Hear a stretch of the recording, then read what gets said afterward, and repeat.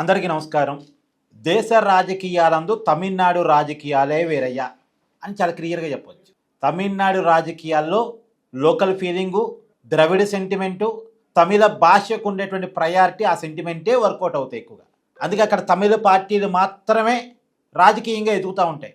ఒకసారి డిఎంకే చేతుల్లో ఉంటుంది అధికారం, ఇంకొకసారి అన్నా డిఎంకే చేతుల్లో ఉంటుంది అధికారం. కాకపోతే జయలలిత చనిపోయిన తర్వాత అన్నా డిఎంకేలో నాయకత్వ సమస్య ఏర్పడింది. అన్నా డిఎంకే పార్టీ డిఎంకేకి పోటీ ఇచ్చే స్థాయిలో లేకుండా పోయింది. ఇప్పుడు తమిళనాడులో ఎన్నికలు జరగబోతూ ఉన్నాయి. లేటెస్ట్గా అన్నా డిఎంకేకి సంబంధించిన నాయకుడు అన్నా డిఎంకేతో విడిపోయి కొత్తగా రాజకీయ పార్టీ పెట్టుకున్నారు.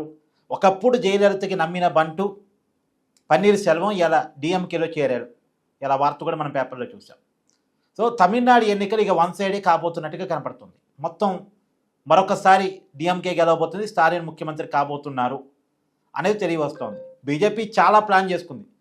తమిళనాడు రాజకీయాల్లో తన మార్కు వేసుకుందామని, తన పర్ఫార్మెన్స్ పెంచుకుందామని, తను పెరుగుదామని చాలా ప్రయత్నం చేసింది. కాకపోతే బీజేపీకి వచ్చిన ఒక అడ్డంకి ఏంటంటే విజయ్ రూపంలో వచ్చింది. డిఎంకే వ్యతిరేక ఓటు చీలుతుంది. అక్కడ డిఎంకే వ్యతిరేక ఓటు కొంత విజయ్ చీలుస్తున్నాడు, విజయ్ తలపతి. తర్వాత అన్నా డిఎంకే బీజేపీ కూటమి, ఈ కూటమికి కొంత ఓటు చీలేటువంటి అవకాశం కనపడుతుంది. మరో విజయ్ దళపతిని కూడా తమ కూటమిలోకి తీసుకుందామని, విజయ్ దళపతితో పొత్తు పెట్టుకుందామని చాలా ప్రయత్నం చేసింది బీజేపీ.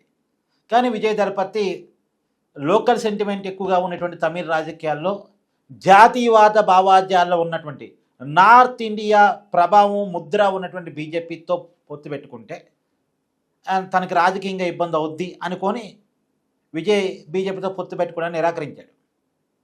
అంటే రాజకీయంగా మొదటి స్టెప్లోనే నేను ఇబ్బంది పడతాను అనుకున్నాడు. అందుకనే సైద్ధాంతికంగా బీజేపీతో నేను విరోధిని, రాజకీయంగా డిఎంకేతో విరోధిని అన్నాడు.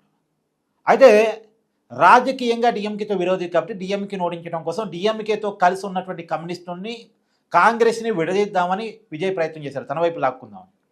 అది పెద్దగా వర్క్ అయినట్లేదు. సో మొత్తంగా డిఎంకేకి ఉండే బలం అలాగే ఉండిపోయింది. డిఎంకే వ్యతిరేక ఓట్లు మాత్రం చీలికొచ్చింది. చీలిక రావటమే కాదు, డిఎంకే వ్యతిరేక పార్టీలు అసలు నాయకుడు ఎవరు అన్న కాడ కూడా సమస్య వచ్చింది. వాళ్ళు నాయకుడు కనపడ్డారు. పళనిస్వామి అన్నా డిఎంకే పార్టీకి కనపడుతున్నాడు, కానీ అనుకున్నంత కెపాసిటీ ఉన్న లీడర్ కాదు. ఒక ఏరియాలో లీడరు పళనిస్వామి, కానీ స్టేట్ వైడ్గా ఫోకస్ చేసే లీడర్ కాదు.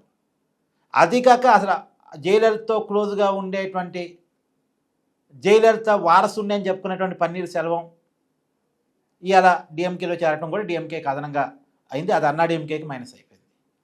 అన్నా డిఎంకే బీజేపీ కూటమికి మైనస్ అయిపోయింది. అన్నా డిఎంకే మీద ఒక మంచి ఒపీనియన్ రాకపోవటం, ఇది చెలవులు పలవులు కావటం, అదిగాక మళ్ళా శశికళ కొత్త పార్టీ అని ఆమెను చేయటం.